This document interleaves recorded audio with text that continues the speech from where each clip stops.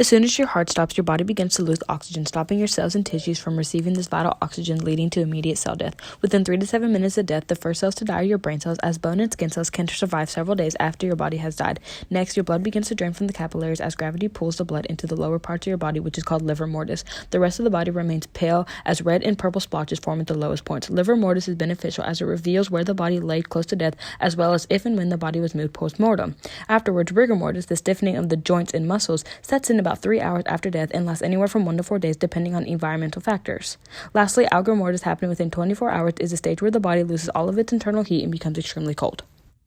In this phase, there is a shift in the bacterial population from aerobic to anaerobic bacterial species. The bacteria within the body begins to break down the cells as they are dying. The enzymes within the pancreas cause the organ to begin digesting itself, and the microbes in the intestines start eating the body up, as well as the bacteria and the soil surrounding the body. The gastrointestinal tract results in a dark, foul-smelling liquid called purge fluid that is composed of methane, hydrogen sulfide, carbon dioxide, and nitrogen that is forced out of the nose and mouth due to the gas pressure in the intestines. And as this is happening, your body begins to bloat and smell bad. As a result of this, your eyes begin to bulge out of their sockets and your tongue will begin to swell as it will protrude from your mouth.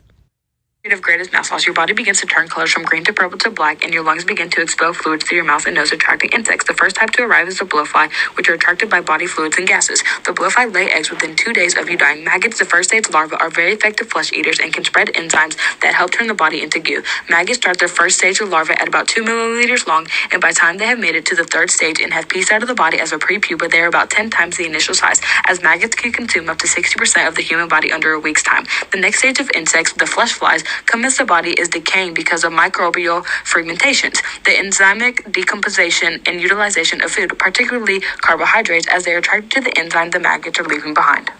Purification of the body is almost complete as only bones, hair, cartilage, ligaments, and sticky byproducts of decomposition remain. Insects with chewing mouthparts like beetles are attracted and arrive at this stage to chew on and process this tougher material. After flesh flies come the beetles that are attracted to the decomposition of body fat.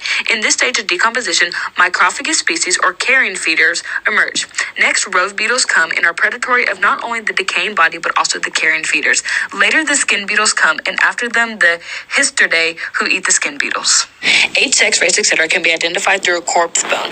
A huge difference is in the pelvic inlet, which is the space inside of the pelvic bone. It is much bigger on a female, as the pelvic bone itself is also wider and shorter on a female. Looking from the profile view of the skull, females will have a more rounded forehead, as males will have a more backward sloped forehead.